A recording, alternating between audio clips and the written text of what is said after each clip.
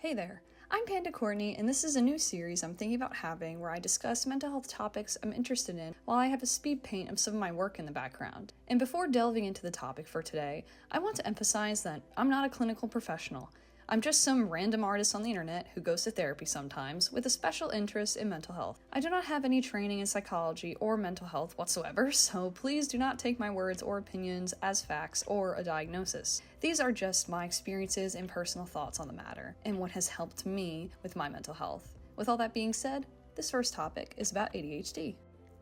So actually I lied. Real quick, I wanted to explain the speed paint that will be going on in the background of this video because I'm not going to mention it during the rest of this, and I thought I should explain at least a little bit about what's going on. So what I had drawn is these ADHD stickers that are themed around this character Piper, who belongs to a bigger series of characters that I plan to keep making stickers for and stories around personalities, etc. But Piper is a rat, pronouns she, they, and she has ADHD. So I themed this whole sticker sheet around them, and I tried to keep things lighthearted, goofy, but also true to my personal experience with having ADHD and things that I know are pretty common with the disorder. Plus, I threw in two of my characters at the end because I didn't have enough time for the speed paint with the stickers. And the third character is my best friend's character, Nikki, and their Instagram is hellishbeanart. You should definitely go check it out. Their work is amazing. Anyway, so yeah, that's what's going on in the background. Now you know, I'm not gonna bring it up again. You're welcome. For those who don't know, I have ADHD. Or maybe you can tell. That would be crazy, because I surely couldn't. And I've had this ever since I was a kid. Interestingly enough, though, what pushed me to think something neurodivergent was going on wasn't my attention issues or constant fidgeting or lack of motivation, it was actually my horrible memory, which some people in my life would argue I have great memory, but I absolutely disagree in certain aspects. It's funny the things I do remember versus the things I don't. But all that other stuff I just thought was what everyone else was going through, except they were handling or hiding it better than I was. Little did I know that is a very typical neurodivergent thing to think. I could never remember birthdays or important dates. I often misremembered when my homework was due or when there would be a quiz or a test, and I'd even double book hangouts or sleepovers with different friends, forgetting I made plans in the first place. As you can imagine, this caused a lot of issues with those in my life, and rightfully so. Remembering things is a huge facet of responsibility in showing others you care, and when you fail to do so, regardless of your intentions, it can come across like you don't. For this reason, I became incredibly self-conscious of my memory and blamed myself, thinking I wasn't trying hard enough, and if I just got more sleep, used the right agenda book, or was mean to myself enough, eventually it would work, and I would remember. But despite how much I wanted to change, I couldn't. That's when I knew something bigger was going on. And after I asked my therapist to run a diagnostic for me, we found out I, unsurprisingly, had ADHD. This explained the memory problems I had, without a doubt, but it also explained a lot of my other behaviors that I didn't realize I had, or more like, I didn't realize weren't typical. Like how my motivation was completely dopamine or anxiety-driven, through genuine interest or a deadline, which was how I flew through school despite how incredibly grueling it was for me attention-wise, or that I couldn't stand the texture of velvet, and to be honest, I still can't. Touching any clothing or pants with that texture causes my teeth to feel all chattery and uncomfortable. It's like a full body discomfort, and I honestly have to wonder if this can even make sense to anyone who doesn't have texture sensitivities, but just know it's a visceral disturbance. Kind of like how hearing a fork scrape a plate makes you want to rip your ears off, but with touch. When I was a kid, I remember I had this black velvet-lined pants that I absolutely dreaded to wear because I never wanted to touch them, and being pants, touching them was pretty difficult to avoid.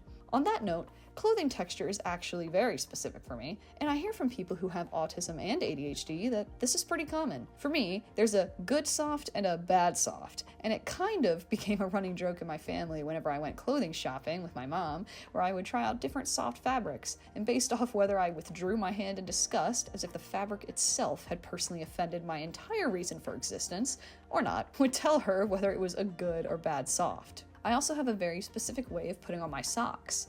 I cannot stand having the little seam, you know the one, at the end go under my toes. It has to be above them and perfectly centered, or else I will be incredibly uncomfortable and unable to focus. This was a bigger deal to me when I was a kid, but I still find myself adjusting my socks to make sure the seam and that little knot from the seam doesn't go under my foot. If it does happen, I just adjust it now, but man, that drove me nuts as a kid.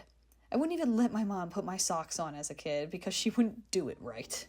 Going back to my diagnosis though, I began to learn a lot about myself and look back on my past behaviors with a new perspective. For example, my diagnosis explained why I got so strangely frustrated for seemingly no reason when someone would try to pull me away from a task. Like, when I had been drawing for a few hours and dinner was called to be ready, or my mom needed help bringing in the groceries, it's not that I didn't want to help, I just didn't like to be interrupted outside of my choice. If I had to compare it to something, I'd say the feeling is like when someone interrupts you mid-story, right at the climax where things are just getting good, except they've also done it like for the 5th time in a row and you've yet to be able to get a word in. I use this example to emphasize how intense this frustration is. The feeling isn't just mild annoyance. It goes from like 0 to 100 after 1 or 2 times, and it takes me a couple seconds to self-regulate and calm down. I also get incredibly focused whenever I draw or play video games, and it tends to be difficult or impossible to re-enter that state after being interrupted. So you can imagine how frustrating that is to suddenly, without warning, rip yourself from that flow state of focus. My diagnosis also helped me become aware of how the constant stream of thoughts that would go through my head at any given moment, even when being spoken to sometimes, made conversations pretty difficult for me, and explained why I often had to guess what people said based off the last word I heard, or their tone delivering the information. This, of course, resulted in some pretty awkward moments when I agreed enthusiastically to someone telling me horrible news or saying something completely unrelated, which immediately gave away that I had lost focus and wasn't listening. On the note of focus, I was also frustrated with myself because my focus seemed to be random. One day, I could be fully invested in a conversation and understand everything someone was saying, and the next, I could be talking to the same person and I would have to spin the roulette wheel of embarrassing myself or guessing the context correctly. In retrospect, this is likely why I struggled so much with math in school. I also had this period in my childhood where I was completely infatuated with spinning. I'm not even kidding, I would literally stand in front of the TV and spin, watching anime as I twirled around for like a very long time, like multiple episodes. I don't know how I didn't get so dizzy and pass out, but I guess I just took breaks if I needed it. And it was only until my older sister told me that spinning would give me brain damage that I stopped. And maybe it was good that she did, because I can't imagine anything positive coming from spinning and watching TV like that, especially for a growing child. I genuinely have no idea how me spinning in front of the TV wasn't a sign to anyone, including me, that something was going on. I think I also had a pretty big impulsivity problem with food. I mean, I think I have one in general, but especially with food. I got stomach aches very often as a kid because I was overeating after dinner by having like ice cream and chips and soda like right after, and despite how many times I kept doing that to myself and getting sick, I never seemed to learn. I just wanted the yummy treats, and I told myself that the stomach issues were a future me problem. Well, I'm lactose intolerant and gluten intolerant now, so joke's on me for testing fate, I guess. I really do think that's a good example of my impulsivity though.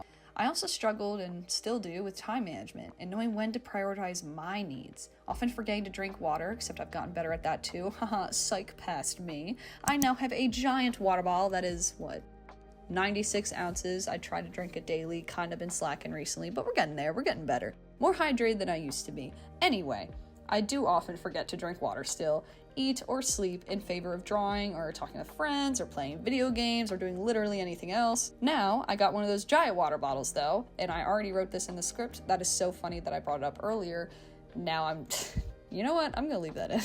Moreover, I know for a fact I was a yapper as a kid. Yeah, I know it's not that surprising, shut up. But really, I was the yapper, even more than I am now. So much so that my parents would often tell me to be quiet at the dinner table because my food was getting cold from taking over the conversation for too long.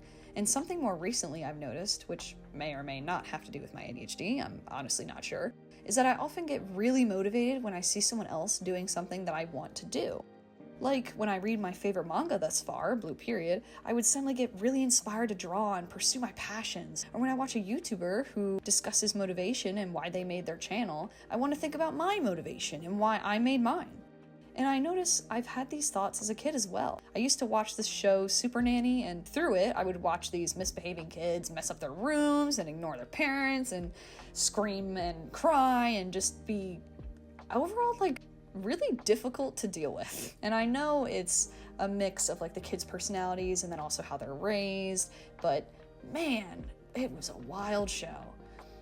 But after watching it, I'd suddenly be super motivated to clean my room and the house. I find it interesting how that seems to be a prime motivator for me. And like I said, it might not completely have to do with ADHD, but I think there are aspects of it with hyperfocus and dopamine-driven motivation.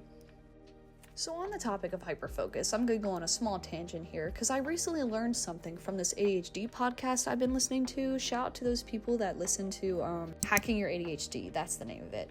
The people who listen to that podcast, shout out. Love it. Such a good podcast. What a great guy. I know nothing about him. I just like the podcast. But I had learned that hyperfocus and hyperfixation are different things.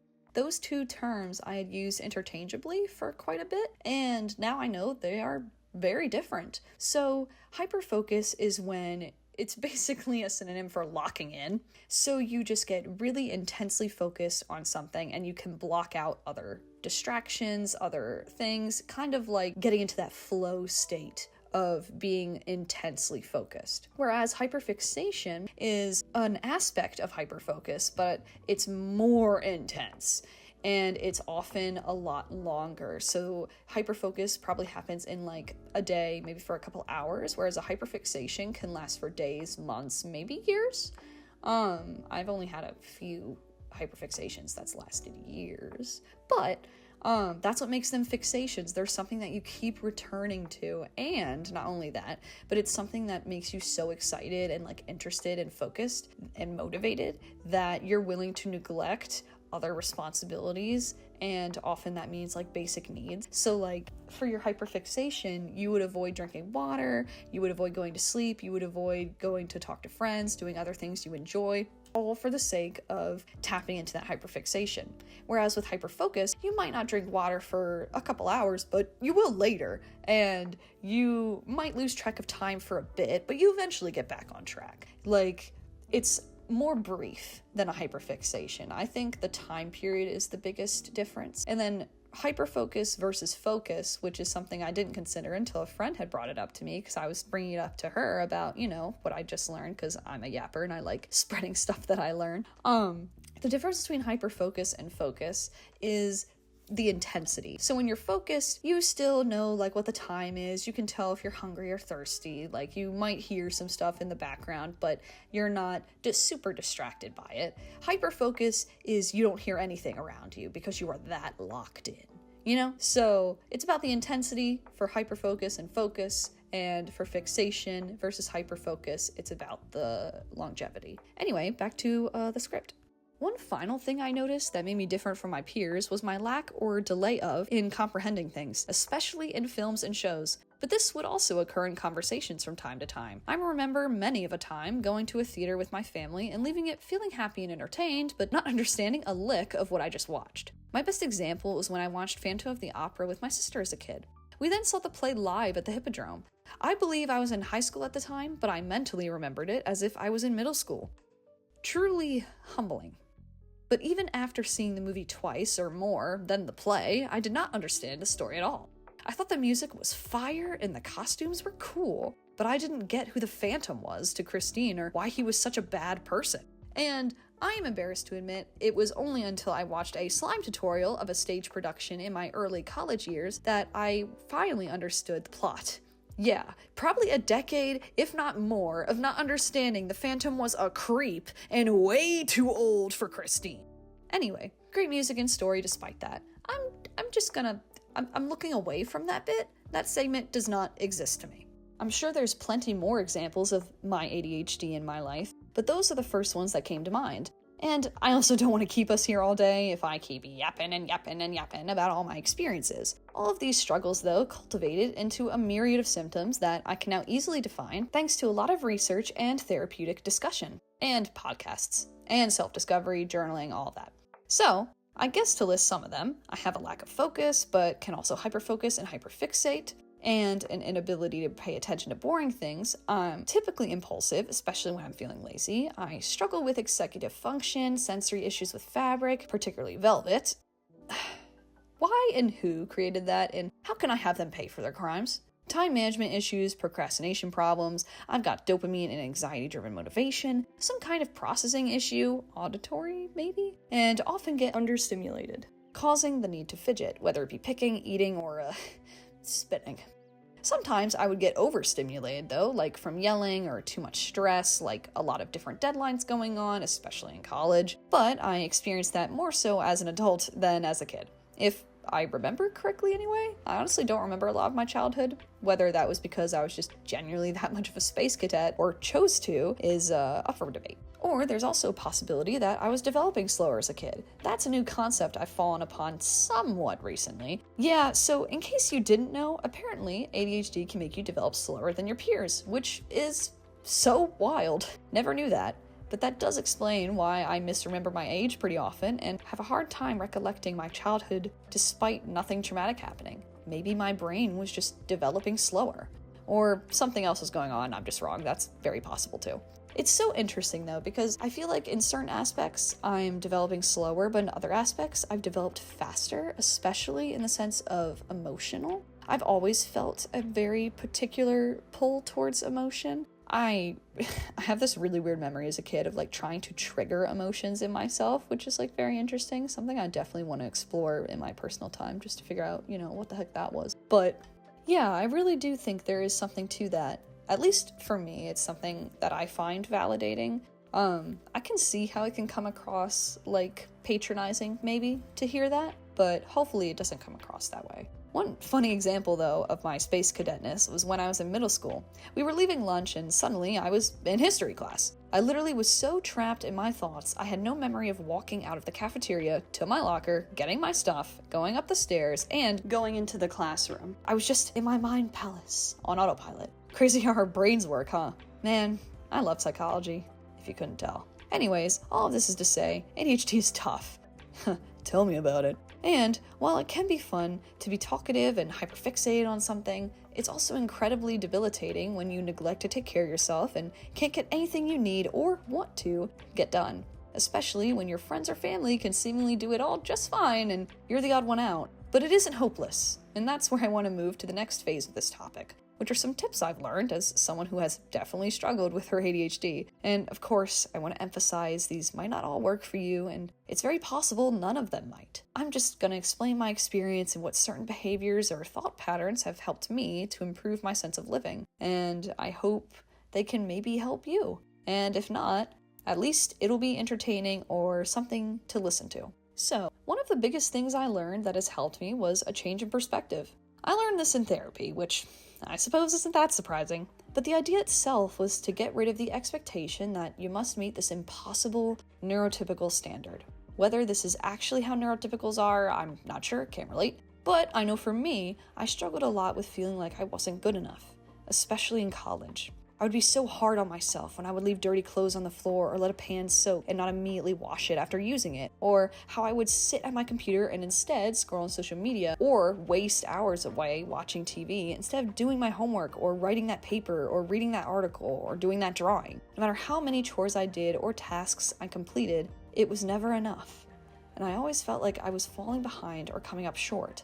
And I held this belief because so many other people seemingly could do it, juggling jobs, clubs, schoolwork, socializing, and self-care all at once. So why was I the exception?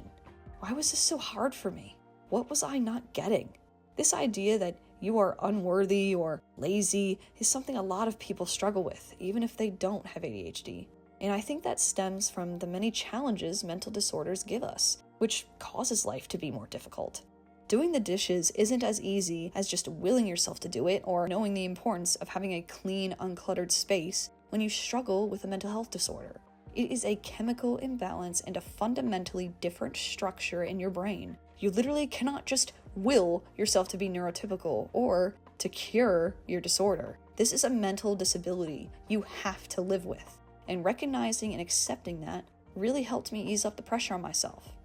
Of course, I'm not saying we shouldn't hold ourselves accountable or want to push ourselves to achieve higher things just because we're mentally ill, but it is okay to give yourself some grace and to understand in order to achieve that dream life where you do all you want to do, you will likely have to do things differently than someone who doesn't struggle with your disorders. And not only is it important, but I think this phase of accepting your disorder is vital in expressing self-love and accepting yourself as you are. Not because you're less than or you were never good enough, but because you always have been enough. You were given a different blueprint than other people, but that doesn't mean you can't get anything done or learn how to understand it. You just need to do things in the way that works for you, even if it takes more time or is done in a completely different way than what others do. And along that line, I think giving yourself mental accessibility is another part in that acceptance. Once you recognize and accept you need to do things differently than someone without your disorders, you can start to implement life changes and communicate with those around you on how you'd like to make your life more accessible, so things aren't as challenging for you. A good example of this is asking a friend to talk to you while you do the dishes. This is a form of body doubling. And for me, personally, having someone there while I'm doing something boring, like the dishes, helps because they help me get distracted by the task, and I feel productive and proud that I can show them I'm cleaning and capable of myself. Another example of this is watching a YouTube video while I do the dishes, or putting your headphones on when you go into the grocery store. I have a friend that gets really easily overstimulated and anxious in that situation, and putting on headphones while they do the groceries is calming and relaxing for them. And I think there's no harm in that. I understand it's important to hear your surroundings, so maybe one earbud or half of your headset on is better. But I don't see a harm in doing what you need to do that makes you feel comfortable as long as it's not harming yourself or others, you know? Another one is avoiding certain textures, like unlovable, disgusting, vile velvet. No hate to anyone who wears it, you all look fabulous, but I will not lay a single finger on you, and only wearing fabrics that bring you comfort or security. You do not have to touch objects that make you uncomfortable. You don't need to muscle through it or tough it out. It's okay to put on gloves or avoid the texture altogether, if possible. I understand there are probably times when you need to do something that will make you uncomfortable, but I don't think you're a weaker person or a weirdo if you need to change how you do that thing in order for it to be a little less distressing for you. And a third example that's helped me, especially with processing information, is asking to put captions on while watching a movie or TV show. That way, I can fully digest the story and not miss any crucial dialogue because I was too busy focusing on the actors or setting. Just because you need to live your life differently than the neurotypical doesn't make you any less worthy of love or praise. And you absolutely can get that life of your dreams where you do what needs to be done and what you want to do, but you might need to do it differently and put in more effort in the sense of research and trial and error than others. It's not fair, but it's not your fault, and it will be okay. Just take it easy on yourself and go at your own pace in whatever way you need to, as long as you don't harm yourself or others, of course. I know you can do it. Of course, it's easier said than done, and I can tell 1,000 examples, and they're not going to apply to everybody. But hopefully, this idea can get your brain thinking about different ways you can just make your life a little easier, or maybe accept parts of yourself. For me, I leave my clothes on the floor all the time, but the way I navigate that is I fold it, or I put it in a specific spot that's my clothing spot. And it's not thrown across the room and causing as much disarray. Doing that has helped me stay organized while also working with the way my brain just naturally handles the task of folding clothes and putting them away. And there's nothing wrong with that, because breaking up tasks into smaller ones doesn't just apply to chores. It can apply to anything. So, for example, using me, I have been wanting to crochet more. I had an intense hyperfixation on it many months ago now, and I've hardly touched it since. But sitting down and putting hours of time into one piece sounded incredibly boring. So I opted for working on one piece in very small stages. I'm talking, when it comes to written patterns with crochet, only doing 2 or 3 steps, then calling it a day, and doing something else. And I wouldn't go back to it or keep going unless I wanted to. Otherwise, that was enough. And I completed my task for the day. Using this method, I finished a birthday present I was procrastinating on and a dinosaur plush that I had yet to finish. Picture here. The latter took me far longer than if I had forced myself to do it in longer bursts. But because I broke it down and took a lot of breaks, I didn't end up burning myself out or training my brain to associate crocheting with pain or frustration. And I still crochet. Occasionally, it's been a couple months, but I'm also giving myself a break, I'm trying not to put pressure on something I like to do and letting myself go and do it when I want to do it. It's different if I want to do it, but I'm not motivated. Currently, though, I don't want to do it, so I'm not doing it. Just that simple. Anyway, I've also applied this concept to my artwork, although I think I didn't break it into small enough pieces. I am a pretty slow artist, although I can assume that's kind of obvious given when I last posted. In any case, so I find art making very time-consuming, and sometimes I'm very invested and I don't mind working 7 hours straight on one thing, and other times, just 20 minutes feels like 7 hours and is equally as exhausting. So originally, I had split my process into sketching one day, then line art, then flat color, then shading, and final touches. This worked for school, since I also had the adrenaline-driven motive of a deadline, professor, and peer feedback. But for personal projects, sometimes sketching for even an hour felt like I was ripping off a nail. Especially since my sketch process takes so long.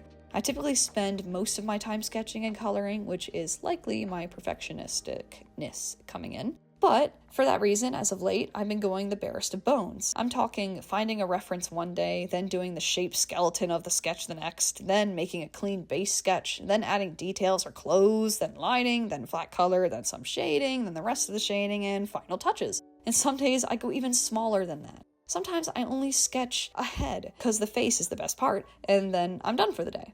Other days, I do more than I planned and get ahead of schedule. Either way, this breakdown of the steps feels excessive, but it's necessary. This way I can achieve a small goal every day and feel accomplished and motivated to continue, instead of being disappointed and adding pressure through shame, which only led to avoidance and procrastination. Especially considering how unrealistically unfair I was being, expecting myself to complete a 7 to 10 hours worth illustration in 2 hours after a 9 to 5 shift and going to the gym, which also takes about 2 hours. Yeah, that was real smart of me. This concept can also be applied to tackle other difficult tasks though, like chores. Maybe unpacking the dishwasher is a lot for you, so maybe you only do the top rack today, and the bottom rack tomorrow, or just the utensils. You can always continue if you feel motivated to do so, but you're not obligated to. All you have to do is the goal you set for yourself, and as long as it's achievable for you, it doesn't matter how big or small it is. Another great example is folding the laundry. I tend to do the washing and folding on one day, then pull it all out on another. But you can break it down even further if you need to. You can start by just bringing your clothes to the laundry room or grabbing all your empty hangers. I find bringing them with me is more helpful than keeping them in the closet. Less walking equals better time management, and having them there forces me to use them since they're, right in front of my face. Then, once you have your clothes in hangers, you can wash and dry them the next day. Then fold them the next, and then put them away on the next. Or if putting them away stresses you out, you can put them away in categories. Like, today you put away your shirts. Next, pants. Next, socks. Next, underwear. Then towels and miscellaneous that isn't clothes, etc. Anyway, hopefully all of those examples prove the power of breaking large tasks into smaller parts. I have found it's been a pretty useful and helpful tool in my arsenal of, God, why is life so hard for me? Toolkit, even though I was pretty resistant to the concept at first. And I also forget about it often, so I'm kind of glad I'm talking about it now, because man, do I need to do that for this other YouTube video I'm working on, but it's fine, I'll get it done. Whenever I would get stuck with motivating myself with a difficult task, I never understood how breaking it up could help, and always just assumed if I didn't do it how everyone else did, there was something wrong with me, or something I wasn't doing. But that's not true. And if you believe that about yourself, it's not true for you either. You can break down almost any task into smaller ones, and if you're unsure what task to start with, I'd consider trying it with something that you routinely don't like doing but need to. Like chores, or maybe something that you really like doing but have kind of fallen off lately, and you want to get back into it. Wanting to get back into it is a huge thing too. Make sure you want to do or need to do that thing. Don't force yourself to do something that isn't something you need to do or want to do. What's the point in that? This next tip is less about ADHD and more so a general mental health thing, but I've also found defining, to the best of your ability, what you want to achieve with a particular goal or task can help motivate you. For example, I've known practically since I could draw that I wanted to be an artist. But what did that mean? In the beginning, the reason didn't matter. I could just draw for days and years and keep doing that up until high school. During high school, though, my motivation started to dwindle. I drew almost daily, but I began to draw less for a multitude of reasons, but one big one was because I had no direction. I knew I wanted to draw, but I didn't know why, and that lack of direction left me aimless and confused when I was stuck and unsure what to do next. And because I had no direction and was just confused, I didn't want to focus on it, so I would avoid it, do other things, and distract myself, and because of that, I wouldn't draw for a very long time. And for me, that would be a couple months, and honestly, about a year, unless it was schoolwork later on. That is, until I stumbled upon this one YouTube video. I had been surfing the internet looking for the reason why I wasn't drawing as much as I did when I was a kid. So, hoping some stranger could show me the light I couldn't find, I watched this guy's video. And it actually worked. Well, partially. As I said, I had a lot of reasons why I didn't draw. Maybe that could be a video in itself, but this did help. Angel's advice was something along the lines of, the way you motivate yourself to draw is by finding your purpose or reason for making art. To really sit down and ask yourself, why am I doing this? Then, with whatever purpose you find, remind yourself of that and figure out what you need to do next to continue moving towards fulfilling that purpose. And that simple concept changed my entire perspective. For my whole life up until then, I never gave my purpose for making art any serious thought. I knew I liked drawing and that was my passion, but I didn't know why. So, after watching that video, I sat with myself and really thought about it. Why was I drawing?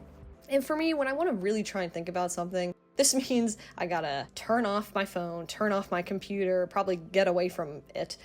Usually I go to the bathroom. I don't know, man. That's like my safe space, I guess, where I feel like, nobody would walk in on you, at least I hope. And, you can kind of just be authentically yourself. At least that's how I treat it. So, I go to there, or my bedroom, I guess, and I just thought about it. I did use my phone to journal my thoughts, but I just got rid of all distractions so that I could really focus and delve into myself a bit. I feel like, especially nowadays, with so much social media and this intense need for your focus on absolutely everything all the time except for yourself, it makes it really hard for us to get in tune with ourselves. I think this is why dehydration and not eating and forgetting to take care of your basic needs is so common, at least in my social circle, because we're so distracted with all of these other things in our lives, we forget the basic needs that need to be taken care of. This is why so many people are often dehydrated, right? It's because they forget or they just get so busy from their day-to-day lives that they don't remember what it feels like to be dehydrated. They ignore their hydration cues, and then therefore most people don't get enough water day to day. Apparently that is incredibly common. Anyway, yes, so for me, I create art to evoke a feeling, to connect with others, and to connect with myself. I like to not only make things that are aesthetically pleasing to me in the process of drawing itself, but also connecting with people through my work and creating stories that make you feel something. And I also want to make money from something I enjoy, hence why I got an art-focused job and am looking into freelancing and, YouTube. I also have reasons for doing those specific avenues, but I think stopping and really considering why you're doing something can absolutely motivate you. And I guess I didn't delve further into it because I'm such a yapper. I didn't want this to be an hour. Anyway, that and reminding yourself of what your purpose is, once you know it, can help give you direction and a sense of fulfillment in what you want to do. You're not just choosing to do this thing because you have nothing better to do. There is a reason you've stuck with it. And once you find that reason, it will not only drive you to keep going, but assure you that you're doing the right thing. And it doesn't have to be art related. For example, I also really wanted to pursue YouTube, but I had been avoiding my channel for months. So I thought maybe it was time I sat down and reminded myself why I wanted to do this. Then, after some brainstorming, I found I wanted to provide a mix of life lesson and art process content. Sort of like a podcast with an emphasis on mental health and learning, with a Speedpaint on in the background for extra visual pizzazz.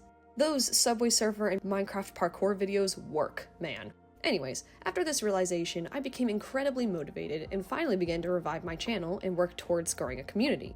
And while I don't think this burst of motivation will stay forever, it didn't, I think reminding yourself of why you want to do a specific goal can be really affirming and motivating within the right context. It was, and is, especially when you struggle with motivation due to a mental health disorder. An additional tip I use literally every day, much to the ears around me despise, is using alarms. And this is specifically for those who struggle to remember anything, whether you have ADHD or not. If you ever find yourself saying, I'll do it later, stop. This is the trap of forgetfulness, especially those with ADHD who tend to struggle with memory recall. In 5 minutes, or maybe less, you'll completely forget about this thing you need to do, so stop what you're doing. I know it sucks to pull yourself from a task, trust me, I literally went on a whole tangent about it, but you gotta do this. Take out your phone or get a notebook or a sticky note if something tangible works better for you, then immediately set an alarm a couple of hours out to when you know you will be free to do this thing and name it accordingly. Another great thing you can do is use your smartwatch if you have any kind of smartwatch where you can set an alarm, whatever is easiest for you, but set some kind of reminder because god dang it, I know you ain't gonna remember, so why do we keep telling ourselves this? Maybe, instead of continuing the pattern, we should try and figure out a way to work with it. This isn't just we're not gonna magically start remembering things. So how about we try and work with our memory issues and try and give us a better shot at remembering what we actually want to do. And I think this is a great way to do that. Or write in your notebook or sticky note what you need to do and put it somewhere you will see repeatedly, not just once. The same can be said for alarms, although multiple alarms can get pretty disruptive for day-to-day life. I use my Fitbit to tell me when an alarm is going off, but you can also set your phone to vibrate if that's easier. Either way, it's important for your alarm to go off multiple times if one isn't good enough for you, or to set your sticky note or notebook in a place that you will see it, because often one time isn't enough. For example, if you're doing something and an alarm goes off, you're probably gonna shut off that alarm before you go and do whatever the alarm tells you to do, because you need to finish what you're doing first. And maybe you can't step away, so you probably should just hit snooze so that it will go off in 10 minutes instead of turning it off completely. Or with a sticky note, if you put it on your door or maybe on your laptop screen, then it'll be pretty hard to miss, and hopefully you will see it multiple times a day, if you're working on your laptop. So that will give you more of a chance to remember what you need to do. Either way, some kind of reminder system is a necessity if you find yourself forgetting tasks or things you need to do. It will save you in the long run. It also takes the pressure off of retaining that information, allowing you to relax and be fully present in the moment without worrying if the moment you let your mind wander, you'll immediately forget. Another great thing to do is if you're forgetful for birthdays, there are apps you can get where you can set a reminder for a month out in advance. I honestly should do this for holidays as well because I always get gifts last minute and it sucks. But if you want to remember and, buy things ahead of time like a smart person and a well-prepared person, and you're going to forget up until the last minute or the day of, then you can get an app for that. That way you can set alarms, months in advance and still remember something that you gotta do. I have found this super helpful for setting habits or interrupting harmful hyperfocusing. I currently use drink water alarms that directly correlate with this big water bottle, the one I mentioned earlier that's insane, and it has you drink a certain amount of water every 3 hours. But I also have alarms to remind me of little things like changing batteries for my computer mouse, or getting gas after work, or sending an email at a specific time. Instead of hoping I'll remember those things in the future, I ensure I will, or at least heavily increase my odds, by setting an alarm. I think there are many more applications of setting alarms than what I've said, but those ideas are a place to start if you're interested in giving them a shot. Now for my final, more so general mental health tip, not exactly ADHD specific, is to accept that you will make mistakes. And this doesn't mean you don't try to do better or work on yourself when you can, but you will mess up. For me, I know I'll forget things, not listen to people, misunderstand movies or films, get too focused and forget to eat or sleep at the right time, and act before I think sometimes. But that's okay. There truly is a power in self-kindness, patience, and forgiveness when it comes to mistakes that happen due to our disorders. And this isn't for those people who use their disorder to shield themselves from being a horrible person or accepting they did something wrong. In my opinion, hurting others because you're of disorder is no excuse. But for those who are extra hard on themselves when they make a mistake, who blame themselves long after the incident has been resolved and ruminate over it, wondering why they can't just be normal or happy or perfect, it's okay that you messed up. What matters is how you grow from it and what you do after. That shows your true character. And I especially mean this for those of us who want to have a routine but can't stick to one for the life of us. I in particular have struggled with keeping a consistent sleep schedule, my god have I, since middle school. But once I realized it's okay to stay up sometimes, as long as I keep my schedule mostly consistent, that's all I needed to do. I didn't need to be perfect, and I still don't. I just need to be consistent. And I think that concept is applicable to many more things aside from sleep, like exercise. I have been working out consistently every month. I don't remember when I started, actually. And I don't want to date this video, so you don't get to know that. But I have been working out 3 days a week consistently nonstop, only taking a break when I had some personal stuff happen in my life. A great thing happened, but you don't need to know that. That's the only reason I stopped, and I'm still doing it. And yeah, I'm not seeing immediate results like I thought I would, but I am seeing progress, and that act of consistency is really what kinda, I don't know, it makes me proud, because this is the one thing in my life I have ever done consistently. Everything else I have always kind of thrown a wrench in eventually. And I kind of just want to bring this up because it shows that it's possible. You can maintain a consistent schedule, but it also doesn't need to be rigid. Sure, okay, I work out 3 times a week, and usually it's Monday, Wednesday, Friday. However, what if I can't? What if Friday's the one day I can hang out with my friends, and I really want to hang out with them, so maybe I don't work out that day. And there's a lot of shame and embarrassment and frustration that comes with that, but I regulate through it. I assure myself that I'll be okay, that I'm not gonna lose all my progress in one day, and then I tell myself I'm gonna do it the weekend, or maybe I'll do it Saturday, so then I still have a rest day till Monday, and maybe Saturday's also busy and then I have to do Sunday, so I'll do Sunday. You just you figure it out, but you keep it consistent. You always will make sure to keep going even if you mess up. For example, I have had weeks where I, only worked out maybe twice, or maybe I worked out more than that. And that's fine too, as long as you keep going, because the goal isn't necessarily for me to, do it 3 times a week. It's just to not give up. And I think having a broad goal like that isn't tied to something so rigid that the moment you do it, you're a failure, can really help you stay motivated and proud of something that you have been consistent. I think it can prove to yourself that you're capable of consistency, probably more than you think. Anyways, that was a lot of yapping, and I think I'm gonna wrap it up here for now. I feel like I didn't cover as many points as I thought I would, and I know I rambled a lot, but I do hope someone found this useful out there. Or at the very least, I hope this video has been entertaining and made you feel a little less alone for a bit. Thank you for watching, and I hope you have a nice day.